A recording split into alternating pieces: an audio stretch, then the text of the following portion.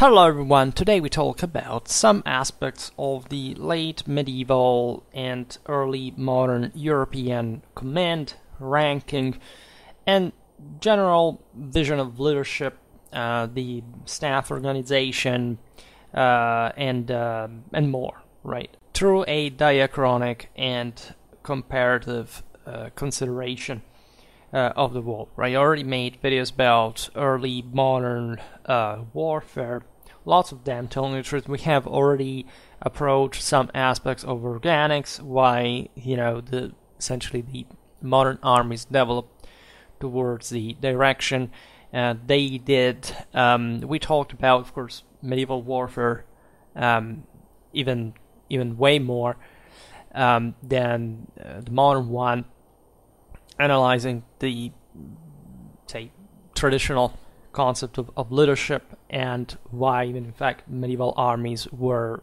organized the way they did, why they worked the way they did, why, for example, military theory started developing only satisfactory, let's say, with a specific evidence of positive application, at least of some of its precepts in the art of war from the Renaissance, and this requires naturally a bit of background overall. That's why at least I link you some of my videos below in the comments, because of course I make lots of different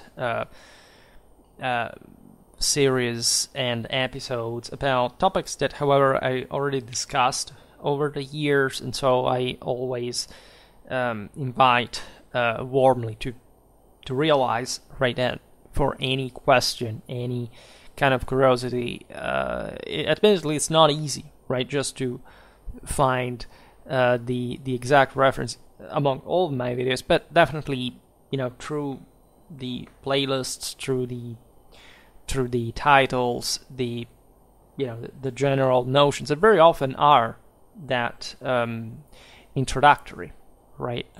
So this still remain in a sense as introductory video.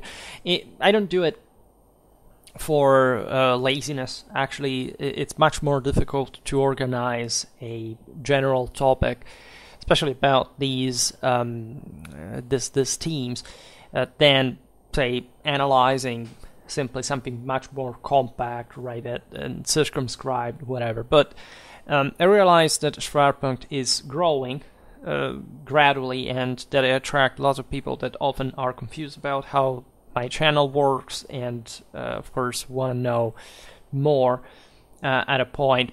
And I, of course, plan at some point to make other channel update videos that can clarify the whole. Now, when we look at the Ancien regime in its military history and institutions and organization, of course we observe, just by definition, a continuum with the previous and the following eras, right? I am very much against the concept of properly of the existence of a so-called modern age, right? I am more favorable to sense either of a contemporary modernity that occurred, like from the main political and social changes of the last couple of 100 years, than a sort of thing in between the Middle Ages and the and in fact this more recent centuries. I think it's tricky because it generates in people the idea that especially the leadership, right, the establishment, the rulers of what we call the modern era were substantially different in nature from the ones that had been existing since basically the dawn of civilization, right? The idea that their power was divinely ordained, and that this absolutely hasn't anything to do with an alleged absolutistic power that was completely out of the reach of the same monarchs by definition, differently from the actually absolutistic nature of today's state. And no, this is not a channel that tells you that we live in a time in which even this form of government is essentially any different from before. It's just regulated with an incredibly different imbalance that, again, is not an arbitrary imposition of some sort of totalitarian ruler, but is the direct responsibility of every single person, right, including newborn children, right? If you're not familiar with the traditional concept of individual and collective responsibility, it's going to be extremely difficult to understand everything that I discuss on my channel. But that's exactly the point, right? These are self-imposed limits, as the good part of Enlightenment, in fact, pointed out with Kant, Beantwortung der Frage, was ist Aufklärung, that actually is an incredibly traditional concept, and that was legitimate at that point. I made a video about modernity and tradition in perspective and say who was right and wrong there, right? What is the part of responsibility of those who had to hold power and were not capable to do it anymore? Just by traditional definition, those who fail in any circumstances have failed. Like, the failure is theirs. It doesn't matter that somebody broke them down. They let at the same level being broke down, right? And so the entire Ancien Regime notion of power was actually the traditional one. Doesn't matter how the political institutional system was, different. It had been developing towards a certain direction, but the belief was, up to those very recent centuries of ours, always the same.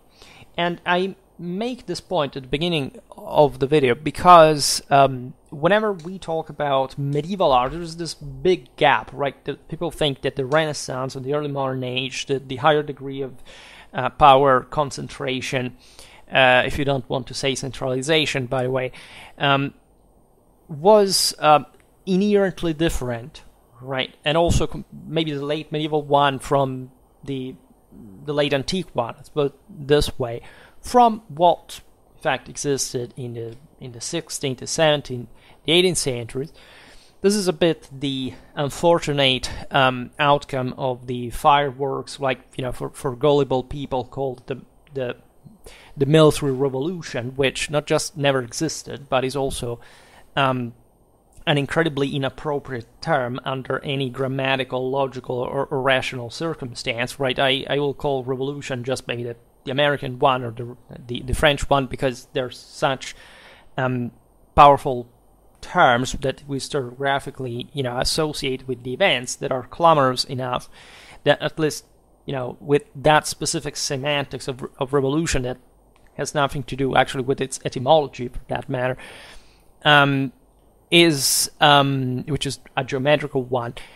I cannot basically, I simply disdain. I don't find as an actual explanation for anything that I've studied or late medieval, early modern warfare actually was, right? And by the way, if the parameter of the revolution is some sort of, scalar exponential increase in the, state availability of manpower and disciplinary capacity and training and so on, well, the obvious and radically and incomparably scalar revolution in that regard actually is exactly at the end of the period that is normally given to the military revolution.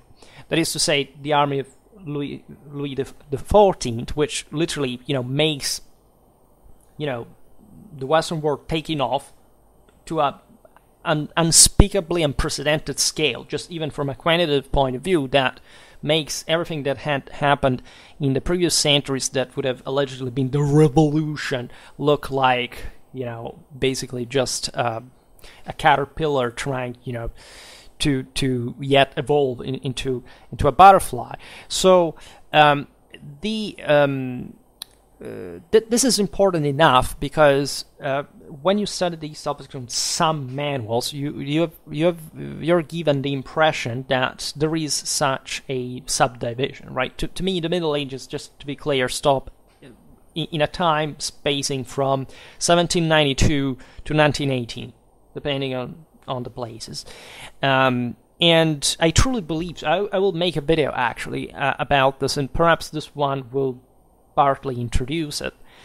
When we look at the hierarchical relations, and so the complex functions of commanding and obeying, by the way, because that's also connected deeply as the same vision of traditional moral and scientific assessment. You obviously understand it's a fundamental setting of the military course of this, whichever context we're addressing, right? And since in the function of command are included, among the others, also the choices relative to politics, right, and not just of war, according to the very clear Clausewitzian repartition, this naturally brings on the fore the problems of the same, of the top, right, of the high command, of the staff, and so all what, we can still identify throughout basically all of history as one, even though, again, on some manuals we will find, no, there is the date in which this thing was first established, and it's always sometimes in the modern era, but obviously it's not so. And not seeing that, right, this is not to say that there weren't important steps, right, in modern warfare, or that nothing changed. No, this is wrong, of course, as well, but that basically identifying in the beginning of that, this happens in all fields. I've seen it in history of law, in history of, that's how they teach kids in college, like making them think that they actually have a knowledge about things that you must study from the bottom up, not by certain random, abstract, arbitrary definitions. Doesn't matter how, because for them they're going to be, right? Even if you have a point behind that, you should explain why, and not just sending them by heart, right, and not really making them think about. That, of course, existed functionally throughout the entire, the previous period, ever since there was an army, ever, right? But this is something that it's beyond the mere military dimension. It's also something you can trace back just to neurocognitive capacities, per se, and how humans aggregate and so on. Now, the fact that the feudal system based its principles of government between the identity, between the ruling class, right, say, and the military one. And class is a bad word, as we know, but generally speaking, just to understand each other, made the matter of the high command, at least from a theoretical point of view, very simple, because the sovereign was, in virtue of himself, right, the head of his people in war. Right, it was believed essentially that the Imperium / the Holy Ghost, which are literally the same thing, were descending on the virtues, elements, right, that were thus superior to the others, and their recognition as such was empirical in the moment in which they managed to emerge as such. In other words, whoever is ruling in the world is ruling because he has had a significant amount of virtue that has brought the other people to give that power to them. Right? There is not such thing like the populistic and so anti-traditional fourth estate conspiracy theory of paranoid and very mentally disturbed people that believe that there is some kind of bigger evil over them, right? That's called superstition, and people who believed in this in traditional times, in the Indo-European era, were the ones who were under, right? Because by divine law, their inferiority bound them to that condition, in fact, of self-inferiority, like of self-inducted inferiority, right? As the same, the good part of the Enlightenment actually points out, it's the same identical traditional concept. You see how many idiotic boundaries, because it is a matter of idioms most of the times, really, have been inculcated into us just by pretending that, again, the world is just out there to reconfirm that we're good for nothing, like without accomplishing actually anything, right? You cannot complain about the fact that a politician is governing you unless you are actually above him, because otherwise, what are you saying? That you may have even better ideas, but you do not have the actual capacity, even. And this is the crucial aspect of it, in relation to what the others can draw from you in order to confer you power, to be more than that, right? So this is not to say, as we were saying before, that the leaders didn't weaken over time, in absolute terms, as well as in relative terms by a degree, but that the people have done as well, and that most of the times there is really nothing to be proud of being people. Right, this is the fundamental notion of traditional imperial, religion. Right, it's grounded on the specific belief that there is a hierarchy of value. Right, and this is how all historically the cases were organized, how and why these were affirmed.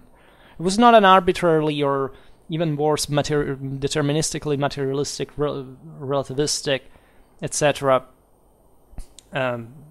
Marxistic sense of, there were some people just switch the wealth, right? And who is going to switch the amount of wealth that is in the hands of people? And what is, at the end of the day, it's the same debate between Marx and Weber, right? It's pretty dumb to simply carve a niche in either in one or the other without realizing that that failure comes, right, in the history of mankind, exactly which you try to separate what is united in one, right?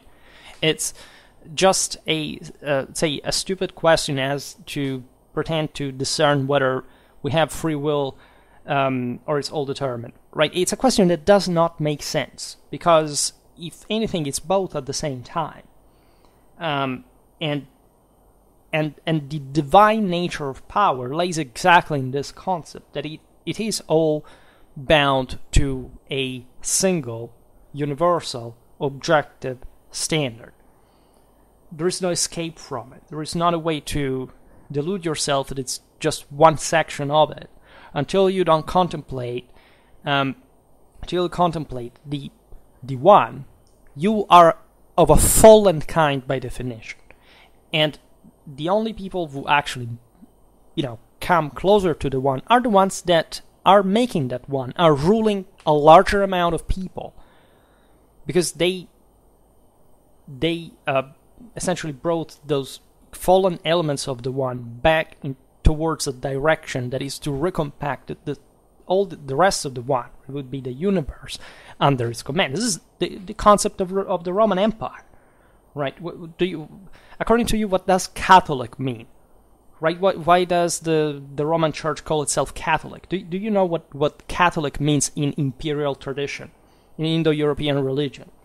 Right? If you don't, this is a severe problem, personally, morally, culturally, and there is nothing to kid about. We're in 2023, and admittedly, this is not a time in which people know these things, but the complete illiteracy, the fact that even, simply stating this, right, can be a problem for somebody's cognitive system to accept, right, is the measure of the fall of man, right? And there's not the Gnostic escapism for which, again, there is the evil guy at the top. That was religion. That was conceived by the Indo-Europeans as the religion of the lesser people, and this is something that began to emerge, in fact, when those imperial standards came less. Surprise, surprise. So again, there is nothing to be, no pride in being at that point in one's existence, if at that point we can call an existence such.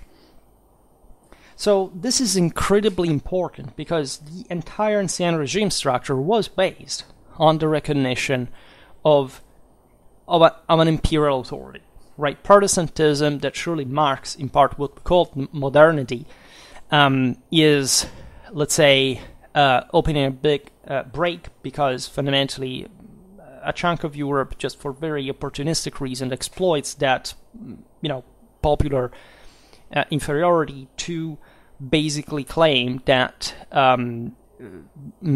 works do not have any value anymore. So basically your own capacity to save yourself is over, which is something that liminally the Catholic Church, exactly because it's called in this way after the Roman Empire, could never state by definition, because otherwise it's over, right? If you wonder, even in that sense, why modernity, at least of the kind that conventionally, traditionally, self-styled traditionalists loathe is born, right? It has to do mostly with this, right? And but Protestantism per se does not have, if not, say, by spectrum, any different, in fact, by universal standards, any different essence than all the various heresies that had appeared since ever, the empire had been established, right, and were crushed. This happens in many, also in Islam, right? If you look at the essence of those, it's essentially Gnosticism. So it all gets down to that. It all gets down to surrendering your own personal capacity to a subservience to a predetermined situation. There is no way around this, right? It doesn't matter that at some point certain Protestant countries, admittedly, Scotland or Hungary, were not necessarily, the pinnacle of civilization. That, of course, England, the Netherlands, etc., had a dramatic rise. There is surely a traditional background in that. But it is something that without the form of the empire couldn't just last for more than a few hundred years, basically. And so the need of maintaining, of course, having a cost for maintaining a higher form, a hierarchy, right, for achieving more by scale is something that, you can escape by not paying for that, but eventually finding yourself out of nowhere without practically any standard. I mean, these are some of the countries in which atheism more precociously spread and is also more present nowadays. So if you look at the traditional space, like, I don't know, the Holy Roman Empire, Central Europe, Southern Europe, other say system, that the concept is deeply different throughout basically the entire modern era, even in part of the contemporary one. As we were saying before, of course, even bigger problems arose. I mean, think about the negative side of the French Revolution per se, what it really meant, right? That in that there was always this catching up with the prior and only empire that had ruled the world, and that, it doesn't matter how much the other tried, was never achieved. And this is a macroscopic problem in the history of mankind. Now, again, why do I say this? Because when you look at commanders still of the ancien regime, behind that patina of, let's say, modernity that you have been fed, that sense of they were fighting actually for just their own country, or they the rest did not exist, or this, let's say, those identities had to do just with a sort of an absolutistic view of the same as it developed actually just in another 100 years. There was notoriously, by the side of these leaders, the exact belief that I was talking to you about. I mean, let's leave aside some rulers such as, I don't know, great sovereigns like Elizabeth I, or people who found themselves in that case in a Protestant context, but still not liking it very much, or in others where, of course, it had become a matter of pragmatism, right? Just to content some aspect of this broader universal decadence that struck everyone, because again, the ecumenic sense here is that for one that fucks up, everybody does, right? Because it was also the fault of the rest of not having prevented the others from doing so. And it's all purely logical. It's one of the single most beautiful. It's the only way, actually, to look at the universe per se. But the military role was crucial because not just the sovereign had been traditionally chosen for bringing order, right, reunifying on a divine model, so creating a perfection, a perpetua sanctio, as it was known. Also, think about the Theodosian Code, etc. But because, of course, the first duty empirically was the one of pacification, right? If you do not have, before even justice, because justice manifests through this too, right? There are the civil ways of making justice, but if it's wall against wall, you just to draw out the sword, right? So that's pretty obvious. The sword has an enormous significance in all this, as you know, both symbolically and materially, let's say. And in the moment in which they took the field to actually side as even just not necessarily you were talking about the monarchs, but here we're talking about everybody who by tradition was a freeman, so could bear arms, right? And so exercised that political right, at least to a degree, it was recognized by some standard. Okay, you're still provided with that degree of spark of nobility / divinity that we attribute to those who bear arms, was doing so because of this ultimate problem, right? If you do not get this specific aspect, it's a bit difficult to get, I don't know, the 17th century, the age of confessional wars, right? Or whichever, right? For example, there is this way of saying, there were some religious wars and others that weren't religious, apparently, right? First of all, any adjective placed in front of war is wrong by definition, right? Unless it's political, but it would be redundant. So again, war is war, point. And not only, but war, right? There is not like a moment, like in this world, a war that had never been in the name of God. I don't know how to break this down to you, because I still see this thing all over the place on YouTube, online, etc. Every single war, right? The Crusades were not the first wars that were religious, but not even like nobody would have understood the sense of such a distinction at the time. Every single war was waged in the name of God. Like the entire ritual that involved taking up arms and the intrinsic problem of sinning, right, by shedding blood, and what this meant even in killing an element of mankind that could return to the one potential, and so much also of the in what were in Nietzsche the same principles of what today we think as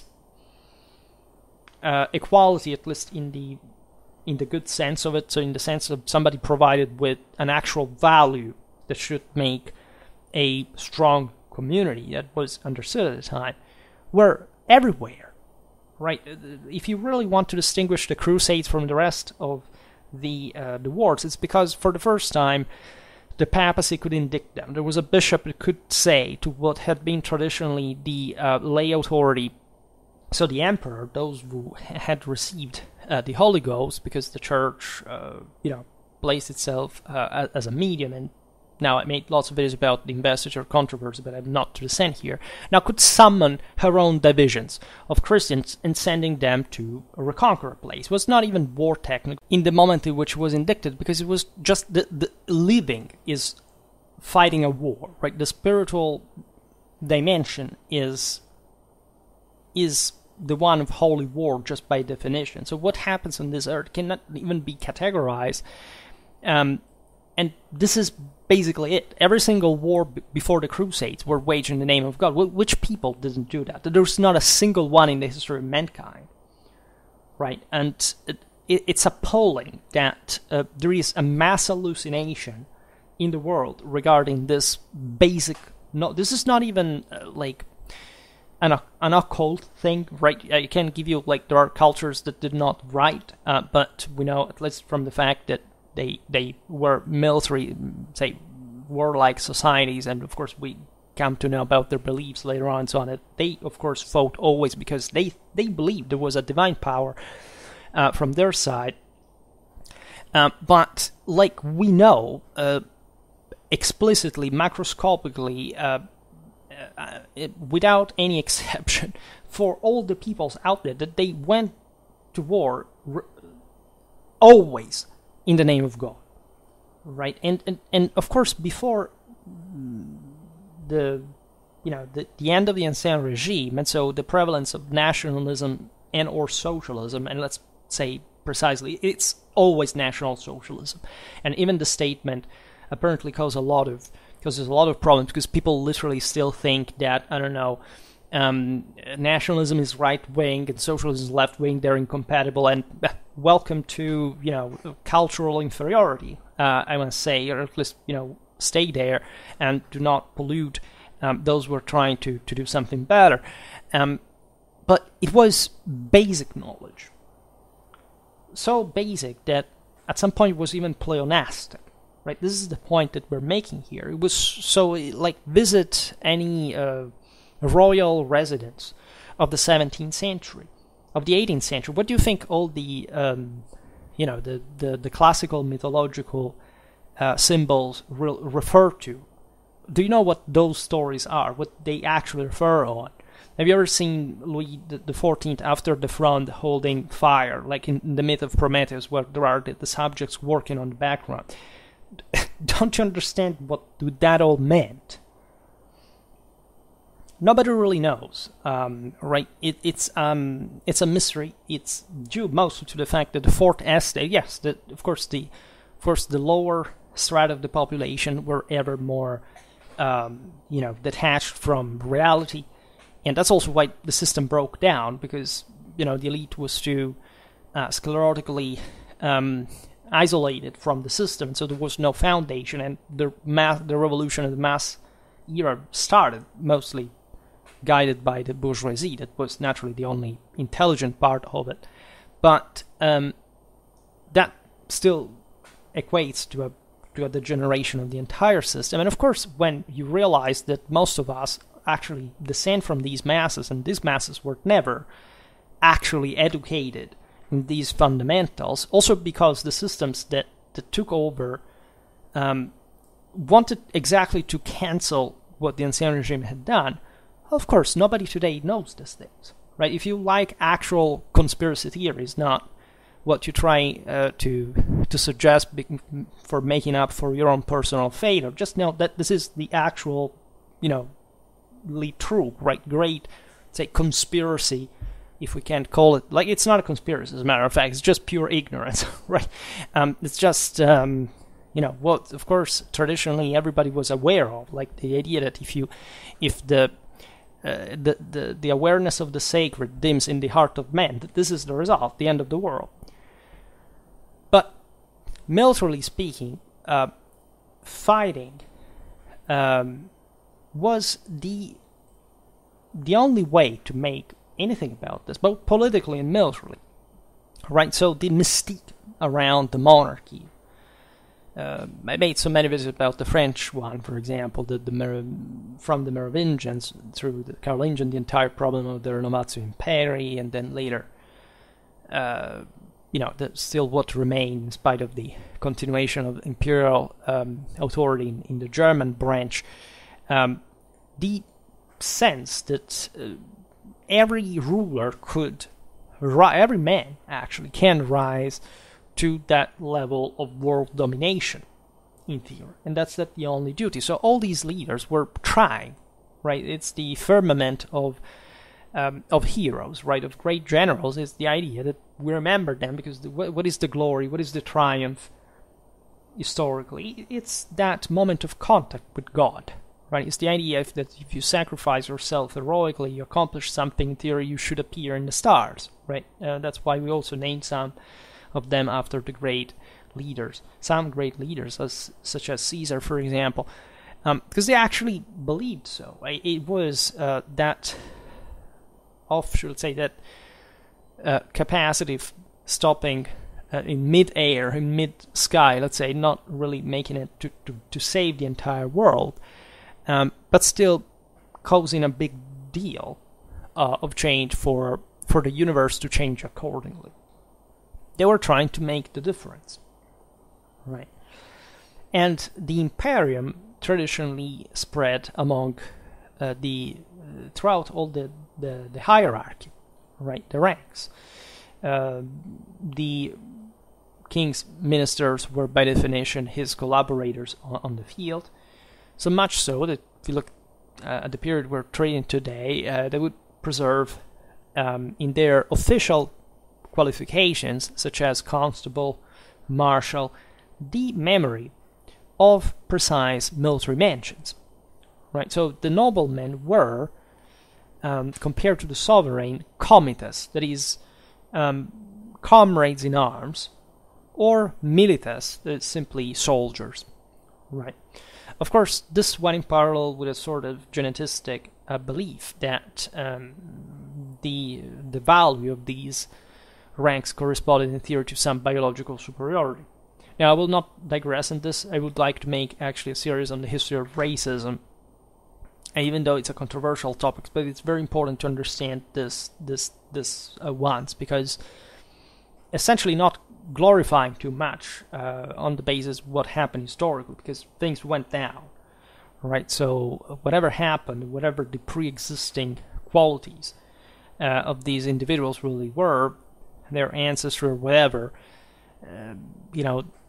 they let us down to some degree, right? For us to cope from a worse position, and we are descending from everyone at the time. So remember the collective responsibility we bear, even if we believe in this genetic connection that's sin with us, since the literal creation of the universe, at least of the mortal dimension, that was a product of man's fear, and so that brought to this incarnation of the skybolt to create things like matter, whatever, and we are the only ones who could fix this in the first place by these actions of bringing everything together. And the interesting aspect of this is that, at least I see in pop culture sometimes, the idea that the Middle Ages was all about knights and castles. It's somewhere in northwestern Europe in the 15th century. Basically, that's the entire Middle Ages that exists for, I think, 95% of the people. And especially the sense that this militarism, that the same Anglo-Saxon culture has a bit ridiculized, in part because of the aforementioned distrust towards the monarch, right? So the idea that there could always be a tyrant behind that, until at least it wasn't normalized by the parliament. So humiliating basically the entire institution of monarchy, for that matter, from the 13th to the 17th century, whenever you want to place the stages for which indignation would be on a traditional basis such. But again, the sense is that everything is militaristic. These leaders were stupid, being a warrior or knight. These were actually the best people, right? They were the ones who handled a larger amount of other people, as we've seen, that to whom power had been conferred. You cannot distinguish, like, giving away power from, in fact, conferring it to someone else, right? You can be defeated, killed, whatever, but in any case, or you can simply surrender without a fight, but it's your failure as a person at that point not to have been able to, as we've seen, maintain power for yourself. by approximation, I say that what we call as the Ancien Regime was born in the 14th century, which I think is accurate because it's the moment in which that medieval civilizational booming was cut short by the crisis of that century, and so the possibilities of rising again, right, are limited, right? Just the other day I posted a video about the medieval Franconia, and I remember, of course, the Knight of Bamberg is one of the most beautiful statues in the history of mankind. It, of course, looks at the at this reachieved, say, confidence of man, right, in the 12th and the 13th century under the auspices of the Holy Roman Empire, of the Crusades, of this spiritual renaissance, in looking at the world, right? This is not like in the Romanesque, dark, bulky, enclosed kind of perspective to scare, especially the alienated masses of the early Middle Ages, of the divine wrath. There is a new confidence. There is, in the sense, in the Gothic light and in architecture and civilization, the worlds of the cities, etc., that men can dominate again, can come back. And in fact, also in the communes that we often discuss, right, so that people think are just, these are merchants, right, they do not do what, no, they do actually a lot of war. And if you look at the authority of that these communes were, preserving in essentially bodies of citizens, so freemen provided as such as a degree of nobility, like in the Romano-Germanic tradition, citizens in arms, with an exercitus and so on. All the characters of military command, not surprisingly the podestas and the captains of the people, had to be knights in the first place. And so even what the military revolution again has told you about Courtrai and all the victories of infantry, especially of the early 14th century, that of course have nothing to do from a military point of view with the ones that start happening in the second half of the 15th, where after the crisis, where everything had changed, and except this thing they do not tell you normally, because they had to sell their childish books about it, were actually victories, yes, of the people. There's doubt of the peasantry, of the bourgeois, and so on, but led by knights, framed by knights, lined up by knights, and more knights that, by the way, fought when they were in their more habitually feudal context, when these commoners weren't taking over temporarily, fighting always as knights, but being able perfectly to lead armies of only infantrymen, like at that point. So I think if you frame military history in these terms, everything becomes a bit easier, right, as an interpretation. Now, another thing that normally people think of the Middle Ages, of course, because of lack of, primary, say, first world primary schooling, is that medieval warfare was somehow rough or primitive or inefficient or small, whatever. I mean, seriously, this is, if you actually think this, I would look in your background, right, where you were raised, by whom, what kind of institutes you frequented, what kind of people you frequented, because there is something severely wrong with your person.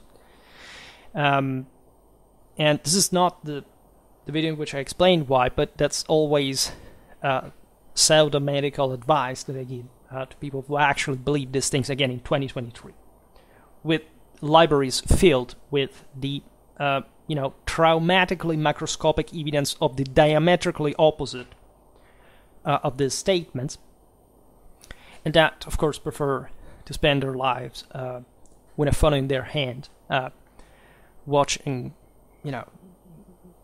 well, not me.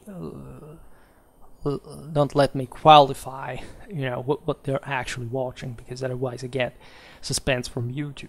Now, the military mansions and the ones of the field, in a sense, of the camp, were surely scarcely articulated compared to later times. But of course, it's not true that in the Middle Ages there was no such thing like strategy, tactics, or logistics. Many people are focusing on the fact that you can document, right? That's another mental disorder, like the fact that if something is not documented, basically it doesn't exist, or at least we cannot simply see it from other aspects, such as how literally medieval armies worked on the field. That, of course, these things cannot be eliminated. Even if you were, it's a brawl between, two hooligan groups, there's still a strategy, there's still a tactics, there's still a logistics. These things cannot come less in the physical reality, right? They're not a matter of being lectured by some theoretical notion, right? Or people writing manuals that explain you how to fight a war. Because everybody knew how to fight one by that level of development, and they didn't need manuals for doing that, right? It's only where things get bigger, of course, that you need a bit more of that, because the way it was taught required that kind of more intensively theoretical studying. But this doesn't mean, as we've seen often also in the videos about, 18th century warfare, that that those theoretical notions were anything important compared to actual practice in many ways, and made an entire series about von Clausewitz von Kriege that explains pretty well also what a manual should be, not thinking that it actually tells you what to do while you are on the battlefield, just to give you the certainty to win a battle, which is against the entire concept of war, to pretend to prognosticate, and understanding that at that point you have a completely abstract idea of what a war is. It's most people that actually pretend to talk about the same, this case about medieval modern warfare. So it's also notorious that during the Middle Ages in battle, the chivalric mindset saw, of course, in the leader a primus inter pares, because that sense again of structuralistic categorism did not exist, and so, as we've seen, the leader is the one who rises just by example, by model. He's a mirror of prowess, basically, and recognized as such. Naturally, during the Middle Ages, you already have concepts like the one of the crown, or even of the state, telling the truth, of institutions that somehow are able to say they're not the ones replicating the same figures at every generation, but let's say that are worth being ruled by such figures that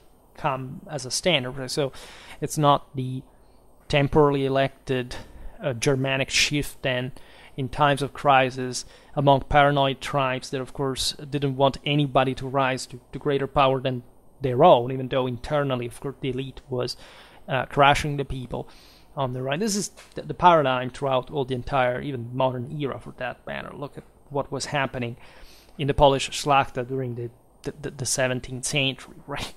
With the monarchy. Like, it's again, that's the point that I make, that there is no difference from literally the most primitive tribal times to the later ones, so even our own today, for this dynamics. It's all part of the game. It serves the purpose of actually structuring power, because without this constant conflictuality, there wouldn't be even a worthy leadership, one that has to be tested and put under stress and revealing their actual worth, right? Regarding the idea that stratagems of some sort were considered unchivalric, the usual ones, ambushes, flank attacks, this stuff, feint flights, etc., is a bit excessive, right? That's also another bias stemming from the fact that certain sources that were very often also not even necessarily separated from the battlefield themselves, but that were not writing for specifically informing on that scenario, because again, the reality on the battlefield was something, and what was written about the battlefield was obviously something else. Even for the Minnesenga, that wrote about, of course, angelic love, that actually has a deep meaning in the Transfiguration, in Holy Combat. People do not actually get, but let's say that pictured thing, say, whorls in a courteous way, and were people capable of cutting in half tens of people, like in the blink of an eye, right? At least not quite in the same chronological section, but on a regular basis, because that's objectively the only thing that they were militarily conceived for doing, right? And objectively, which one should there be other than that? The point, the subtler point behind this is that those kind of tactics were not, first of all, were used by everyone, but in certain circumstances would have been useless. Meaning that if you just attack the enemy in a frontal fashion, right? As it was expected, like with the leaders of the two fronts facing one another and taking part of combat personally and at the head of their own armies, is not, let's say, an ideal in the sense that there is some sort of hypocritical or fashionable aestheticistic idea, prejudice behind that. It's literally strategy, right? If you have that force and you can smash the opponent, the only thing that you must do in absolute terms is literally going straight against the enemy, right? The fact that odds, especially in the biggest battles, are balanced, right, bring to the necessity of carrying out certain tactics that, even just think about flank attack, right, in the peak of chivalric warfare in the 13th century, it becomes standard, right, and the entire knightly, say, establishment was basically not just aware of it, but that they would have been called at some point to do the same. Of course, it was considered unloyal to some degree, but you can never separate this also from the political purpose of it all, right? Meaning there were some people, I studied these things for that matter, there were some people who could subtract themselves even from the order of a king to carry out a flank attack because it was considered dishonorable.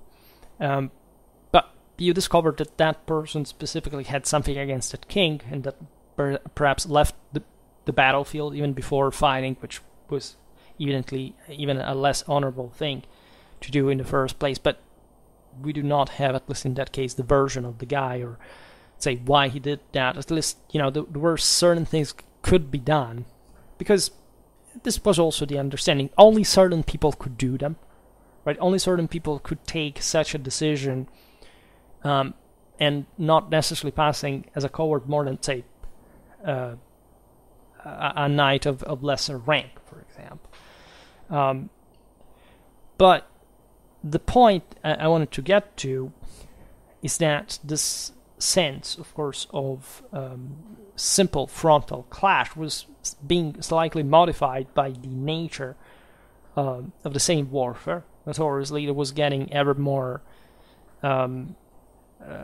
complex to manage. It's not that it was getting necessarily more technical or more technologically reliant, that this was, remember always, technology is zero, doctrine is everything. Technology without doctrine doesn't have any sense, nor use or function or effectiveness or whatever. But it's obvious that if we look at the Renaissance and we realize, for example, that frontal attack means to get in a much more attritional meat grinder than before, because think about the role of cavalry against the pike squares, right, and firearms. Well, the thing starts being a bit more complicated. This obviously shifts because cavalry stops being the decisive arm at a point towards the very end of the Middle Ages. By the way, in the most updated, advanced, developed battlefields of Western Europe, like if you visit certain Central, Eastern, Balkan areas, you realize the Middle Ages, as we were saying before, lasted much longer. And also with the preeminence of cavalry, to some degree, right? This depends, of course, not just in an absolute terms, but depending on which communities, what we're doing, etc. And a beautiful example of this artistically is the picture by Titian of Charles V with spear and shield on horseback, by the way. So, as of course the head of a victorious army, and remember that the horse was this ancestral, obviously ineliminable presence in the European tradition and beyond, of course. Think about the Turco-Mongols, whatever, but the sense that the horse is the typically ambivalent, tectonic, and celestial animal at the same time that floats, in fact, between the earth and the sky, and can, like on Plato's chariot, either bring you down, like the black bloody one, and or up to heaven. There's the celestial, the ethereal one, the Dionysian and the Apollonian, of course, and that always represents a struggle between good and evil that the soul has to undergo during self-sacrifice in holy combat in order to achieve transcendence. Charles V is the Holy Roman Emperor of the Catholic, of the world. Right, this is the concept of Catholic, kata olon, throughout the entire universe. But interestingly enough, Titian represents Charles also as the first soldier of that victorious army. Right, the sense is that Charles V wasn't much of a soldier, personally. They were more warlike, including leaders like, think about Francis I, who was captured at Pavia and so on. Charles V was a bit of a romantic, sentimental guy, and not much of his health wasn't that great, telling you the truth. But of course, he was essentially a Burgundian knight, right? He had been raised effectively as in Flanders at the court of what had been like part of the Burgundian, in fact. So the single most chivalric country in the relic, at least at that point, in that northern province, of the single most chivalric country in the world was, the Burgundians, as you know, where the Valois Burgundy were entrusted with command of the Crusades against the Ottomans. They were considered like the greatest knights ever. And this is the important concept, right? The idea that the leader is the first fighter. There is another element in that painting that is, curiously enough, that the weapons wielded by Charles are infantry ones. And this is yet another interesting element of that originary. If we dig very much in time, you can think, okay, this was just like the guy fighting in the rank together with all the other peers of a great people that didn't, again, had just a primus inter pares, is in the traditional way. Consider that Georg von Fronsberg at the Battle of Pavia, who, fought as a Tyrolean nobleman, like he was, just in front of the... I made a video about the Landsknechts, by the way, that explains this too. In front of the... in the first rank, on foot, with the pikemen. This was the sense of it, that weapons gave freedom, and so there was nothing greater in that than being absolutely free, because in theory, absolute freedom belongs only to God, right? And naturally, you have to be able to handle that. Most people, of course, no people have freedom, nor freedom in this sense is a value that you can positively claim, right? At best, you have liberty, so that you have always to put yourself in relation of a superior power that is ultimately the divine one, right? But there was also there perhaps a Spanish influence that derived from the fact that at the end of, say, by the time of the conquest of Granada in 1492, 1/3 of the, I think, of the Castilian male population were essentially a gentry called like the Hidalgos. So in theory, they were noblemen, right? Like the Schlacht in Poland, or there is this kind of thing, and they had been molded as such by the Reconquista, 700 years of struggle against the Muslims in the Iberian Peninsula. Reason for which, 1/3 of the average, 1/3 of the male population couldn't be an actual nobleman, meaning fighting as a man-at-arms, on horseback even. So what you see in the Spanish armies at the end of the Middle Ages is a consistent amount of infantrymen. There are freemen, there are noblemen, right? Some actually, like by osmosis, actual very high noblemen, very high Spanish nobility, that however takes the habit of fighting on foot. And among the Catholic armies, say even during the 30 Years' War, etc., it was a good, so we're talking about the Germans, the Italians, the Spanish, etc., there was the good habit of starting at least the military career as a pikeman, even if you were noble by birth, because it was just the traditional way of rising through the ranks, right? So combining a bit that specific Spanish bias that dominated the battlefields with the tercios and so on. But objectively recalling what was the original sense of the comitatus. Naturally, also, those initial Gefolgschaften would have been mounted, but that's another story. Like the sense that, at least in the sedentary world, the majority of the fighters were on foot, and that they corresponded, generally speaking, to the freemen, right? Majority is quite important, but it's something very late in time, right? What we have observed here for Charles V could be said for Frederick the Great in the 18th century. Frederick was said never to have abandoned his troops in a war zone, right? And that he rode with and within them also in winter, in spite of the fact that he proverbially at least suffered cold.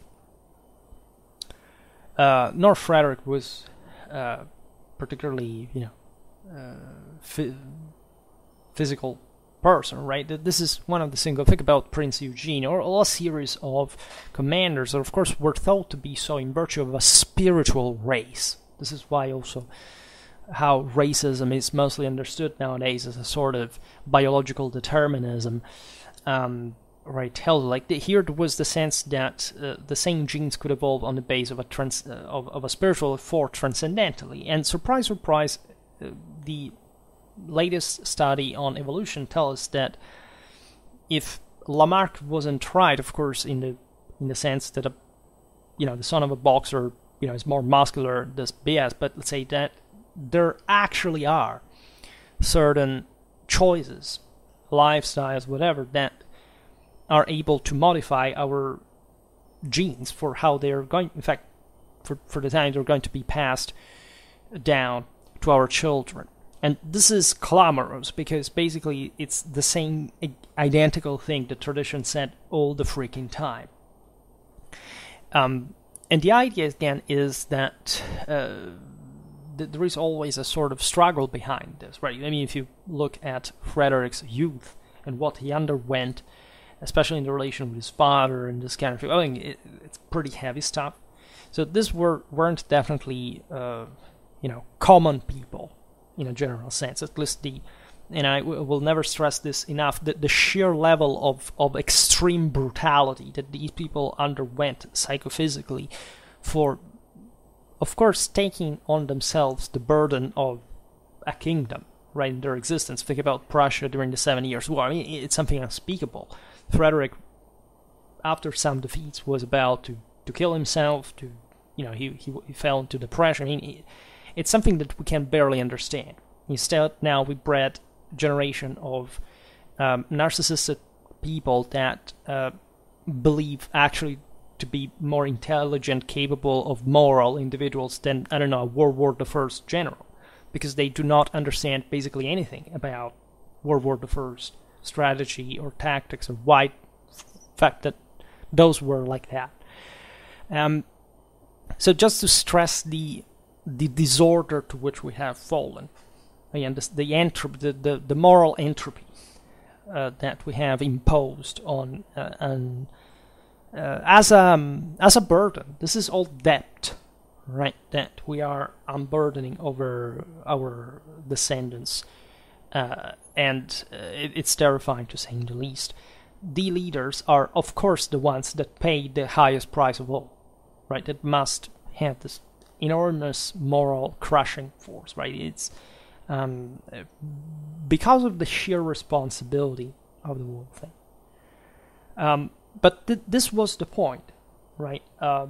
Frederick, a man like Frederick, surely acted coherently with his stances that the superior had to command to the inferior, not only through the authority of the rank, but also with the moral one that emanates from the example. In other words, the two levels have to match, right? So, like Nietzsche would have said later, even though he had some problem in understanding the actual, traditional deal by the fullest, the same command had to be a form of obedience.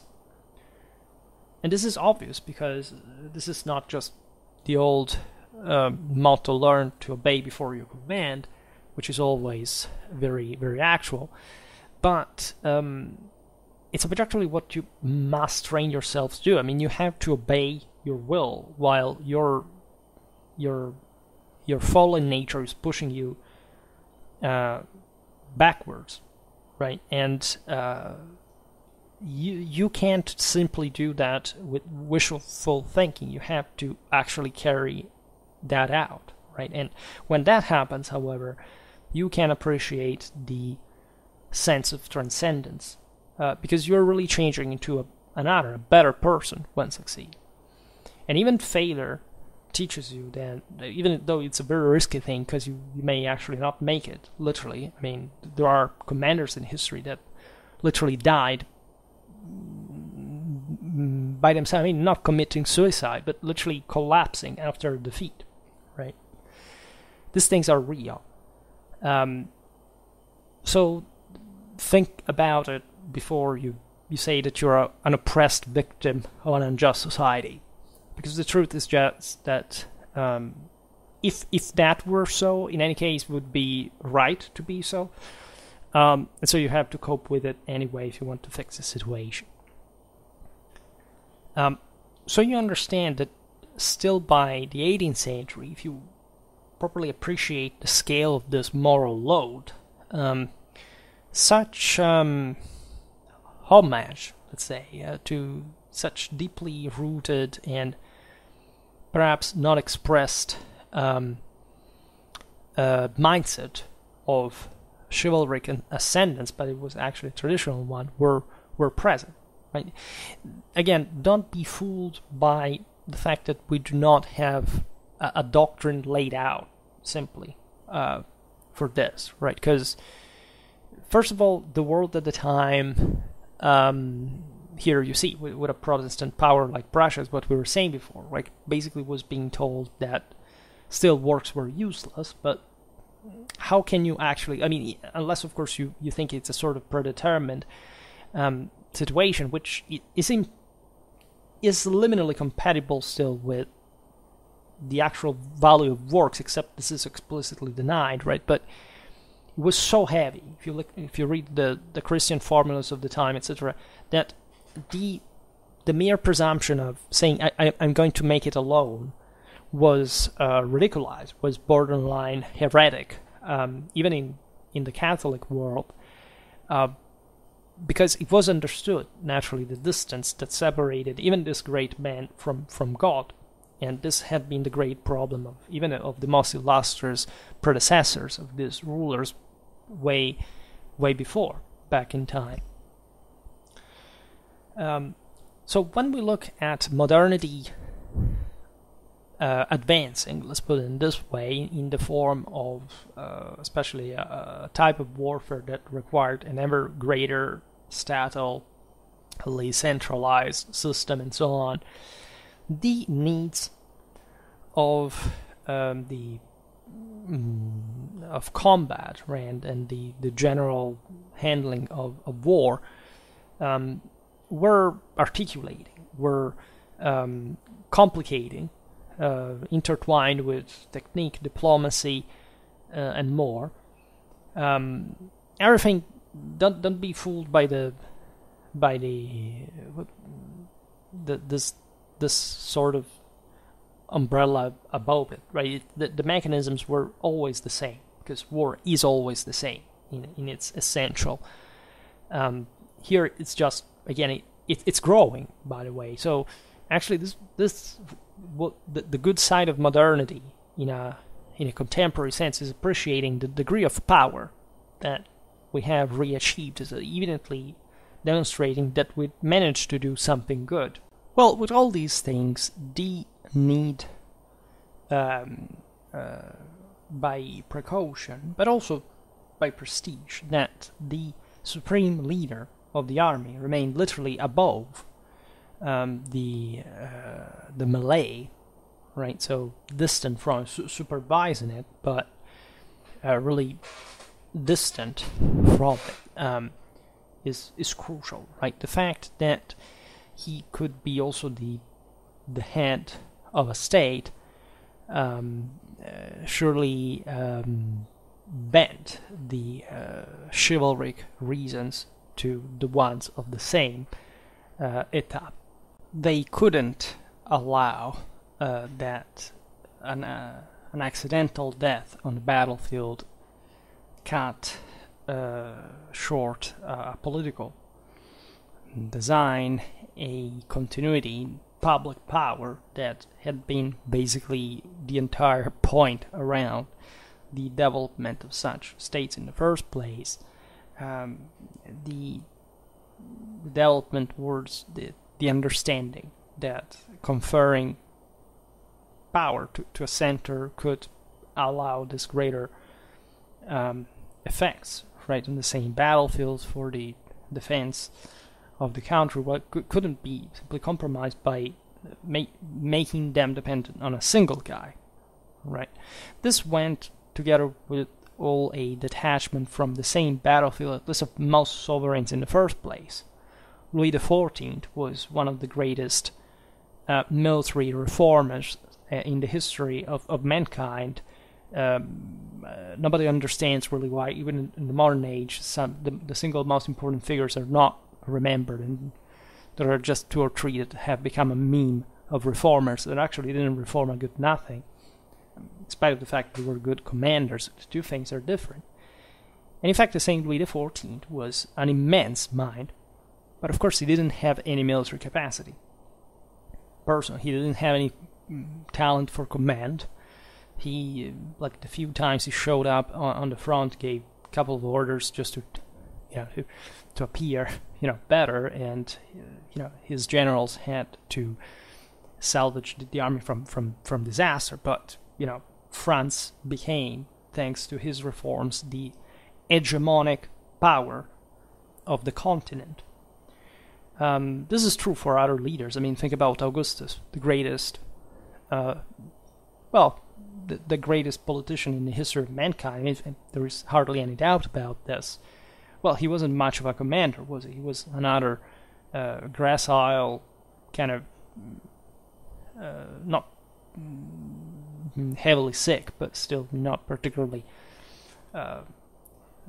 physical hero, right? Let's put it in this way. Well, it's what we were saying before about even instead great names that manage even to fight at a point. And in fact, the early modern age is fascinating because you still find these hybrids, right? Surely they weren't the times of Barbarossa, of Richard Lionheart, or Lionheart of Charles the Bold, that actually all died in, at least in war, right? The last two in combat. Frederick I died, at least crossing a river during the Third Crusade. Richard Lionheart was shot with an arrow, seemingly playing a stupid game with a kid in the castle, right? Without armor, and and Charles the Bold, because actually, he died in a military disaster. And in that sense, however, you could already observe the risks back in the day. I mean, the death of Barbarossa, well, okay, he had an heir, but at least for the theater of the first of the Outremer states, like the Third Crusade could have highly benefited from his leadership. Surely, knowing the man is very energetic and warlike, even though he was old at the time, would have surely done something more than also Richard did with the Siege of Acre. The death of Richard was in there. It was surely a blow, right? Consider he had also been captured along the way. That had been a greater disaster because of all the money England had to pay for it. Well, with the death of Charles the Bold, you have the collapse of the Burgundian state, tout court. But still in the 17th century, think about the death of Gustavus Adolphus of Sweden on the battlefield of Lutzen.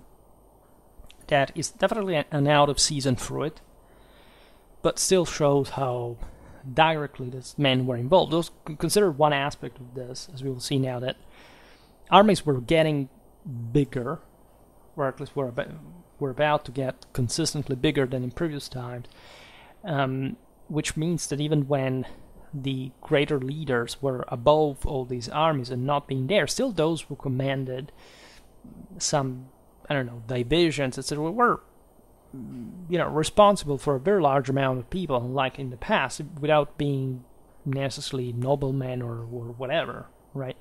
At least over time. So already from the Middle Ages, marshals and constables assisted the sovereign in battle. They essentially behaved as a sort of bodyguard together with the retinues, and also by staff, right? This has been evident since an early age. At least every commander had a bodyguard made up also of some of the most influential individuals of the community back home. In the modern age, the principle that doesn't matter how much the head of state was formally, as such, also the head of the armed forces, that in the practice this role would be timely exploited by others. Perhaps still a member of the reigning house, which is definitely a thing. Also, think about, the Count of Stettin, that was, one of the few people in the world to defeat Napoleon in battle for the Habsburgs as that late as the early 19th century. There was surely a sense that the cadet sons, already in the Middle Ages, were the ones that just had to be sent out there in the world to find a place. And this had been the same thing since Romulus Caelus, the constant idea that the warlike youth that could not be sustained, that couldn't find a place in the primitive communities, had to go out of their valleys and pursuing their military destiny, very often taking out other communities and essentially raping their women and establishing a new community that would bring this genetic, say, higher standards to fruit.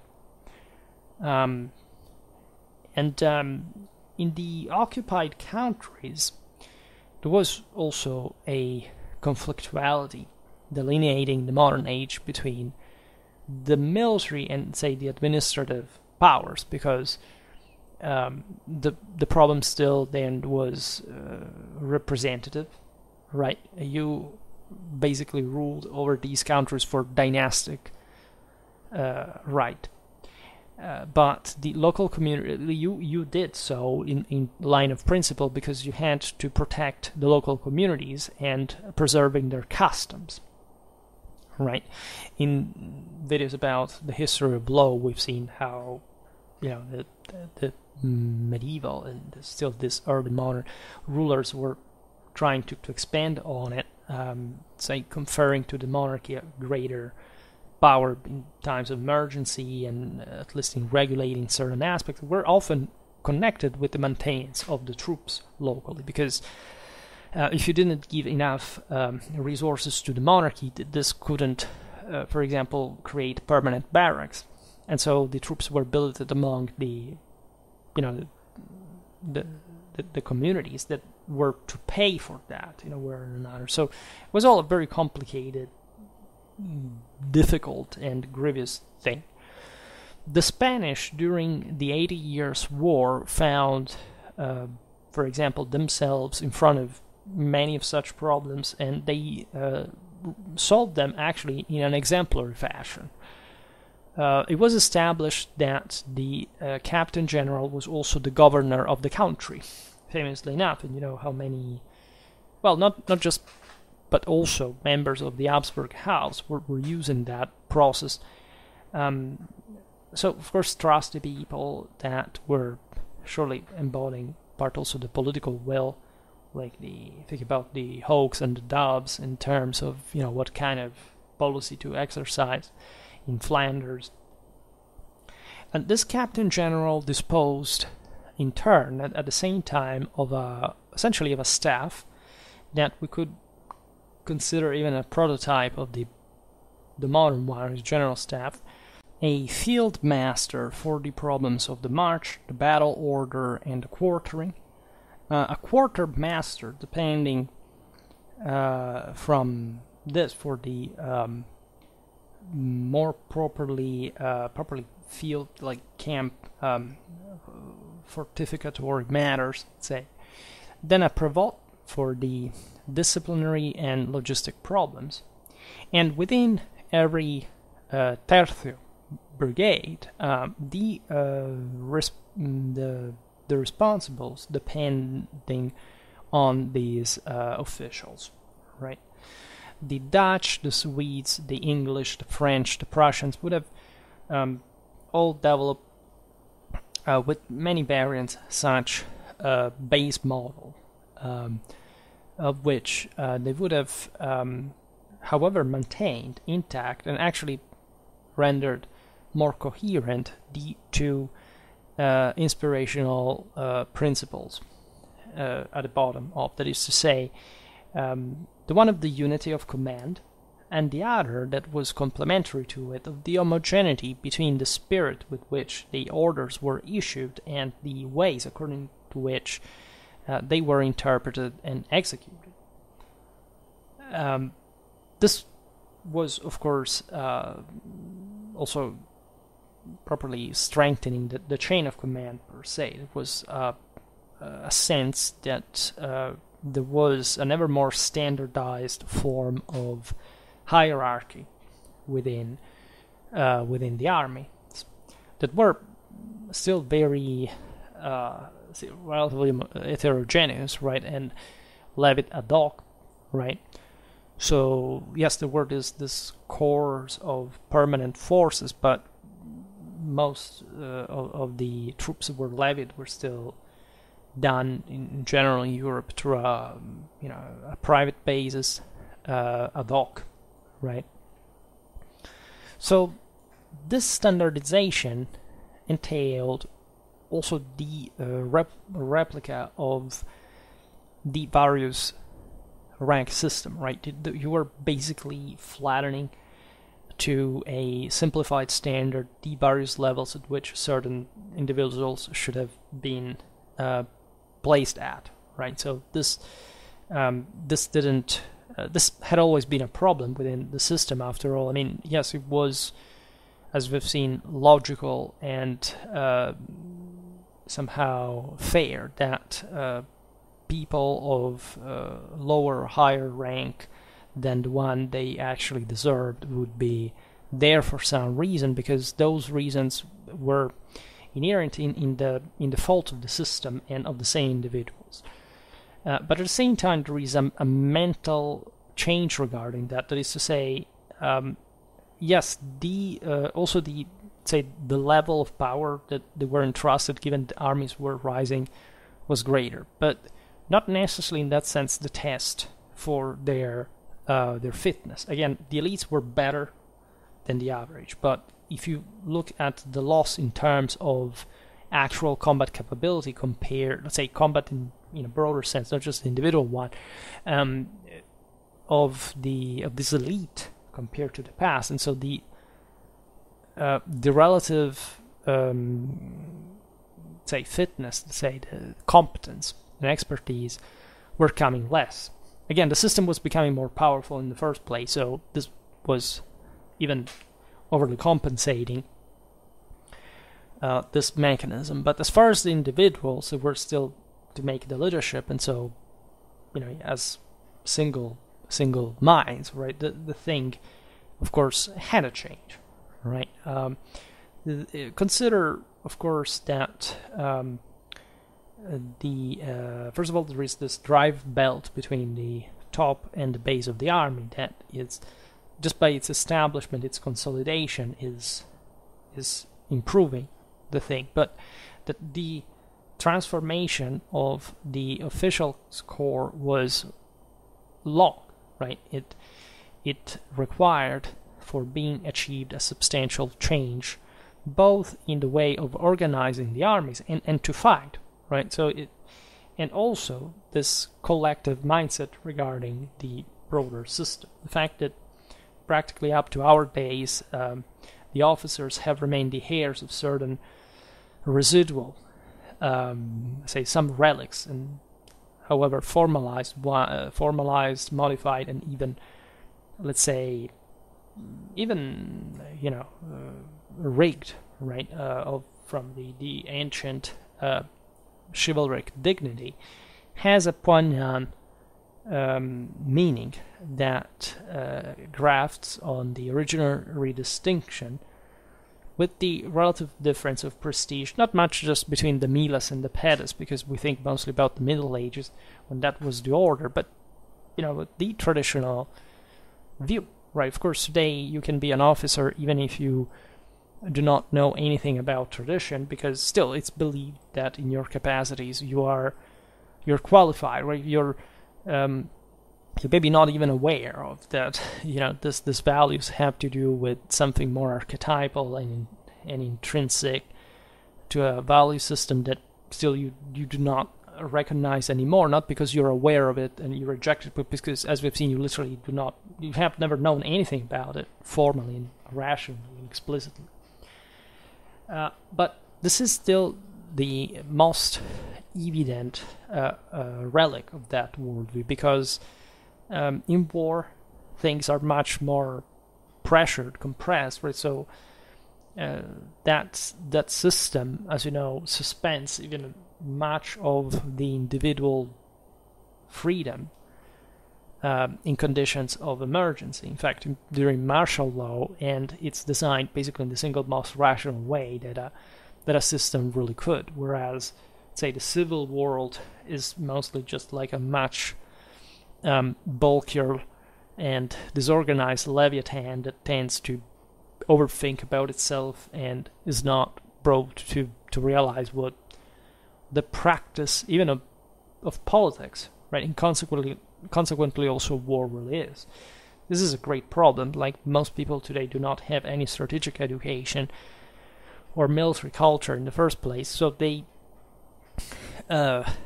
also do not understand politics per se. That is to say, just look at 99% of the people that have an opinion about, I don't know, the war in Ukraine for both sides. Do they actually know what is happening, not just on the field, but politically, and how to actually like what it is, like even just to explain that, right? This is not to fix it per se, but obviously not, right? Because even if they have a general knowledge of what is going on, it's of course terribly unspecific, terribly uninformed, terribly, let's say, without background in all the fields that require that kind of awareness, that are admittedly huge. So you may wonder at which point would the world have to arrive before we could deliver such level of education to most people. Like right now,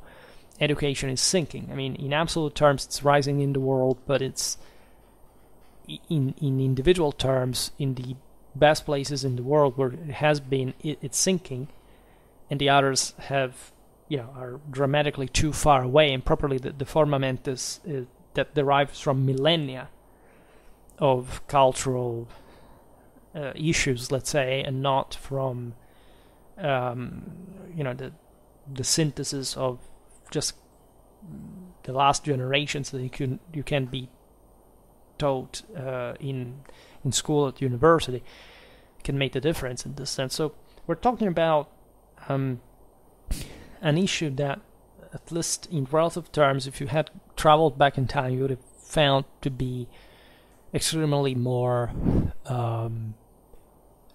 coherently approached, right? That's why most of it, you have been told, oh my God, people in the past had such a different moral system.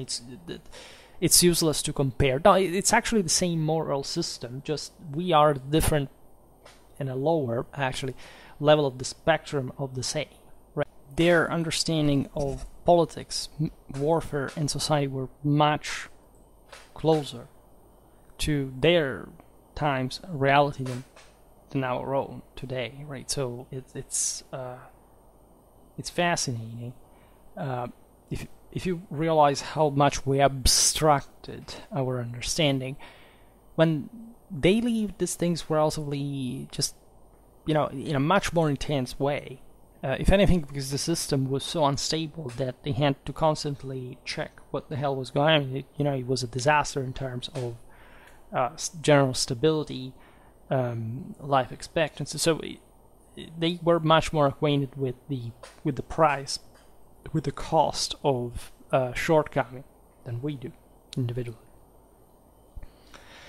So when we look at chivalric dignity, that in line of principle was egalitarian, right? The fact that at least there was a basis that had to do with that recognition of nobility that admittedly was different in the various parts of Europe, meaning that especially in the areas in which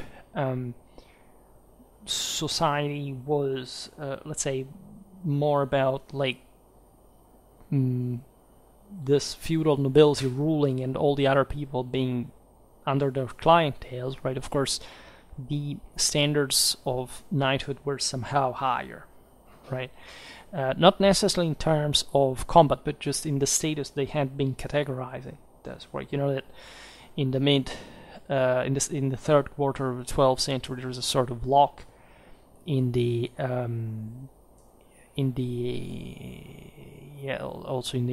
with the crisis of the 14th century, there's a further shrinking, right, of the amount of noblemen and the rise right over. So of course there was the presence of seniores and bassi that, however, were not necessarily bound to each other at least among the single individuals. Of course, the senior and was more important than the vassus, but not necessarily, right? These people were interacting with the same actors also outside of that. There could be more powerful seniores that could gather other vassi, or maybe the other way around, meaning that the vassi could prefer a less quoted nobleman, but say less quoted senior, but still thinking they would have had more fortune with him for some reason. So it's there was a sort of broadening that derived from the common passage through the initiatic ceremony of the dubbing. That was already something, let's say, in the moment in which it's documented in a proper sense, already pertains to a very advanced stage of social development, right? These were initiatory rites that, by the way, were not just unique, right? Were more or less important ones, but there were several throughout the entire military education, including the same war proper. That at some point, the tournaments, say, of the 12th century weren't really different from war, just per se. People got killed, they broke their bow, things like that. So there was a sense that at least the miles, in a broader sense, was could be considered as the minimum indication of this sort of brotherhood in arms, right? Because just at some point, having the panoply and the training, think about just how much the horses consume, by the way, was a way of saying, well, you're far above the average person, right? If you have a squire, etc., you're already lording over somebody else, or at least you're living in such a fashion that, militarily speaking, allows you to maintain that kind of general status, right? Over time, you have the adoption of hierarchical relations that are better defined from an institutional point of view. So people complain often about the use of the term feudal because it's not correct. But it's not correct. The term feud comes from still a background that we decided to could be good to indicate what this relations in terms of cattle or land possession would. It's a Celtic term, by the way. Could indicate in later times. You can use the term vassalatic beneficiary, but if you use the term feudal, actually, there is nothing wrong as long as you remember that the term feudal doesn't come by definition incorporated with the concept of a pyramidal order, some sort of equally squared, way of considering this ladder that, yes, never existed, but we shouldn't be morally relativistic either, right? There was a head. There were sometimes vassals. Yes, they were more powerful than kings, but in a sense they were kings, right? So if you make the example at least of the Duke of Normandy after the conquest of England, it's not the only example, right?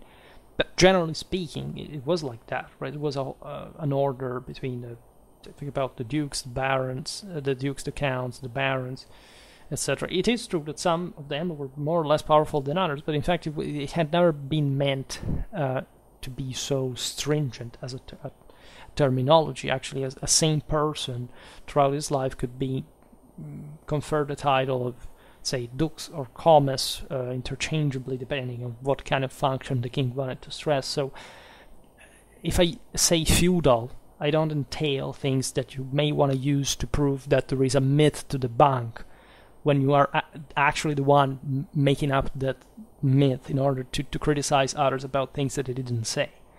But unfortunately, this seems to have become a way to complicate our lives further.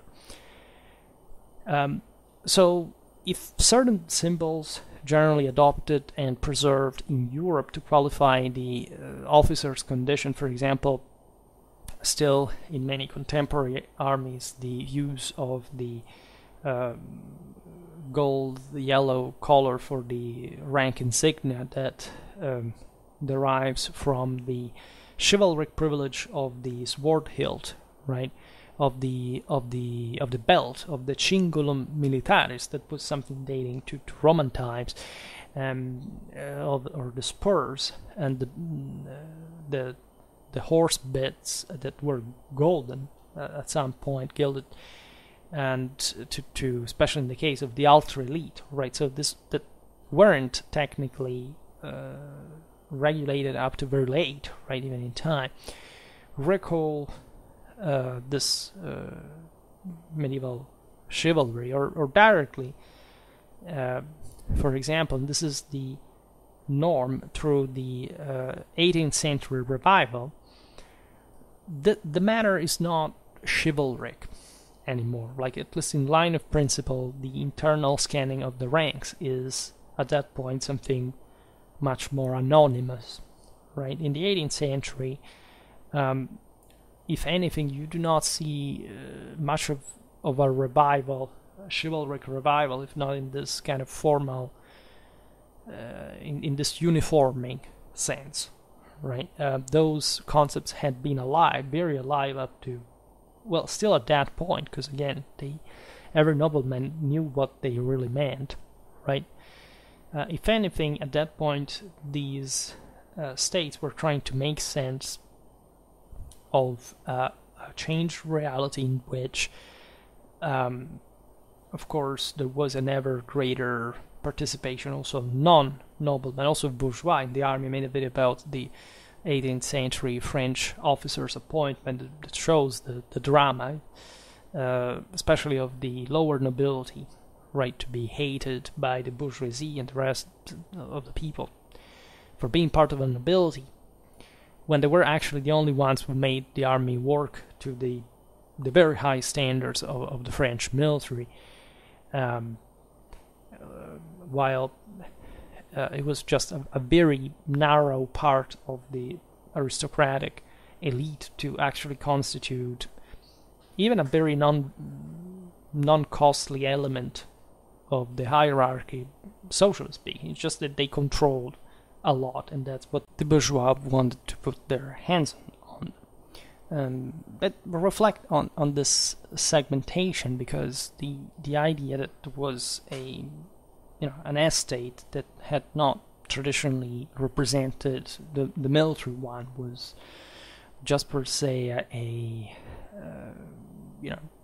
not a flattery, right, in the broader hierarchy that had traditionally occurred, right?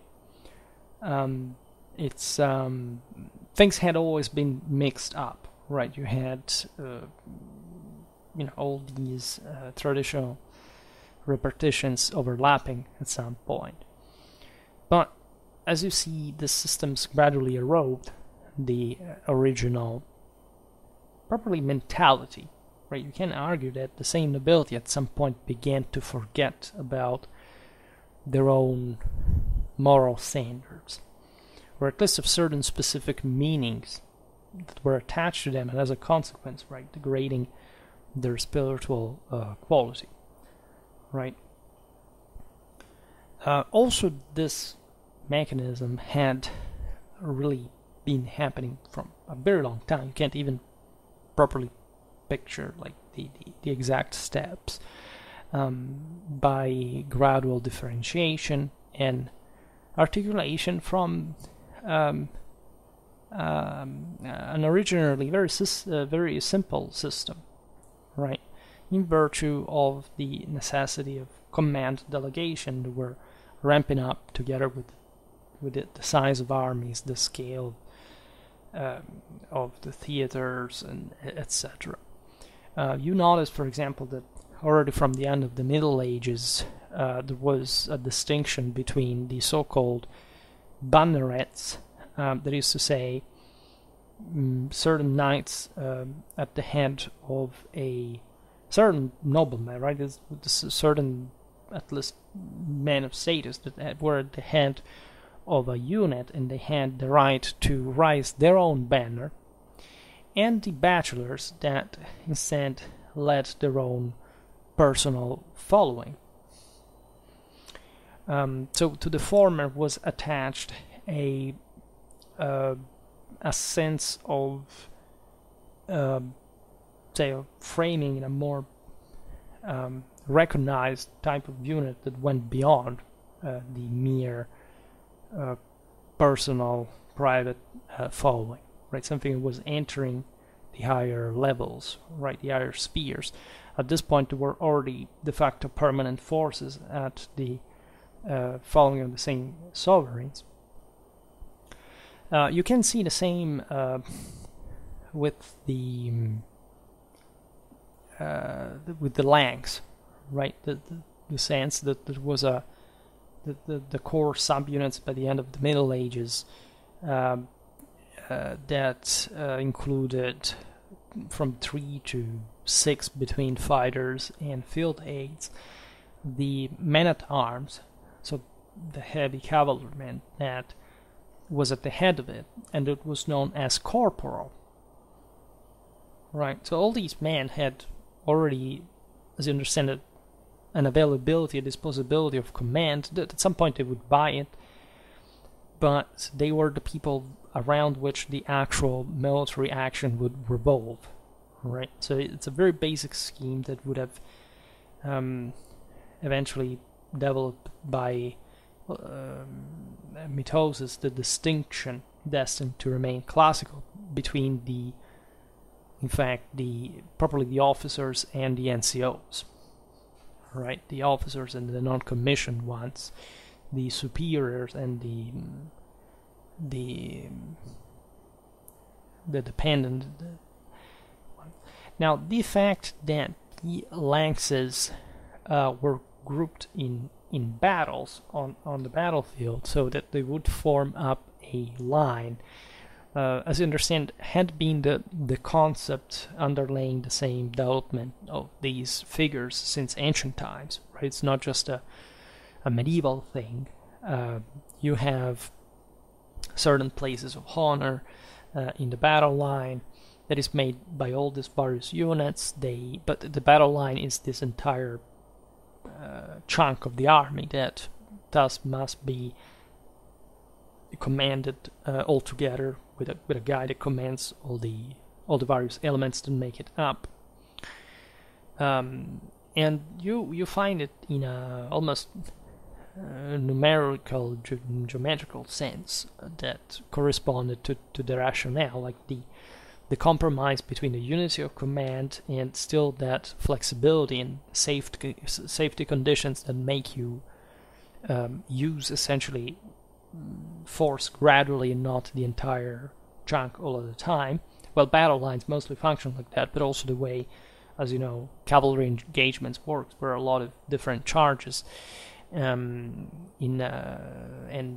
depending on the collective discipline, even sometimes individual pockets that crashed against one another with a discrete liberty, and this depended on the era, the level of the army, the tactical contingencies, and so on. Right. So, especially from a tactical point of view, this had always become evident. Right. Also, in medieval times, the strategy was actually connected with this, because you find certain operations that are carried out across the theaters where you had to pick like one force and entrust it to a commander that had, say, to go from A to B that was, several tens of kilometers distance to, I don't know, harass the enemy during a siege, so bogging him down for buying time for your army. All the sense that a hierarchy of values was needed, who was the better man for the task, right, was already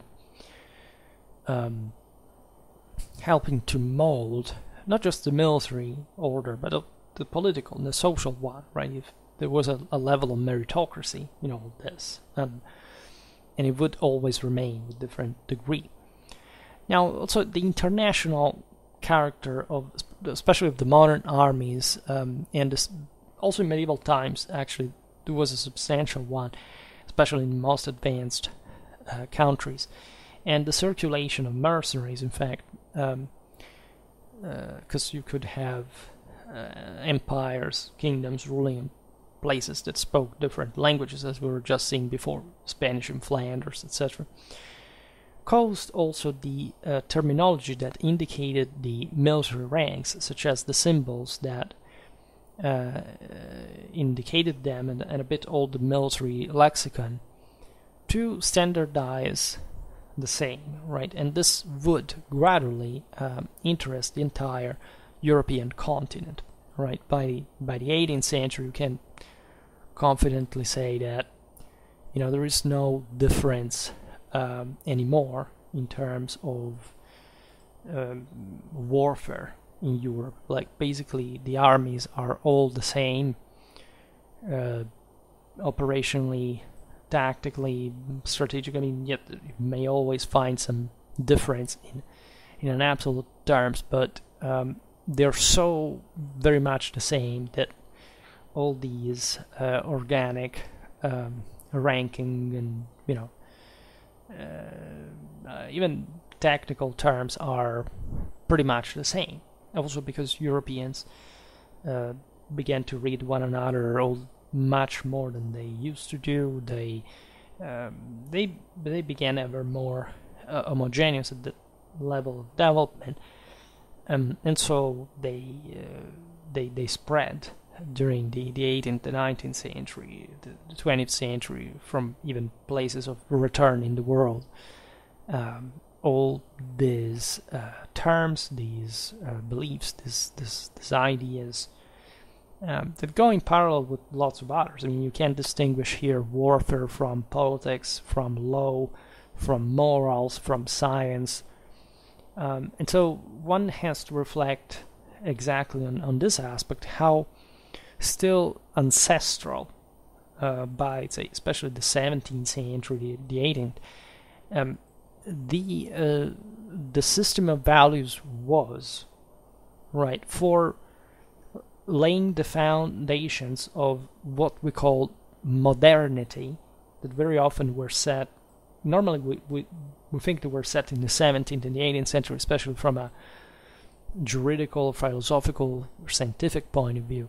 In fact, in the Ancien Regime, not after that, right? And so this aspect is underappreciated, and it would deserve a bit more consideration. So that I already made a video, for example, about the I don't remember the title, but it was well, some aspect of cultural uniformation in modern European warfare in terms of uniforms, the uniforms styles, for example, that sometimes even came from medieval or ethnic or even non-European sometimes styles. Think about the Uhlans or I don't know, the Ottoman musical instruments. I mean, there's really a lot behind that, and they were still connected, however, with the originally, especially steppes kind of mentality and warlikeness that, in a sense, was caught up, let's say, was at least admired and thought to be like similar to some of the warlike ancestral ways, right, of the same nobility that properly still thought to be knights, to go into holy wars up to the 18th century. And even if you look at the 19th or 20th, well, you can find many parallelisms that are becoming, let's say, more difficult to discern, because if anything, we decided to eliminate them even in a conceptual, theoretical sense from our language, from the way we interpret the world. But objectively, they are there, and they can hardly be, equivocated. So I think that this is interesting, and we will keep talking about it in the future, hopefully. I just hope that you enjoyed this video. If you did, please share it. Otherwise, leave a like or subscribe to my channel if you're interested in my upcoming content. As always, I thank you heartily for listening to me. I wish you a nice time, and see you next time. Bye.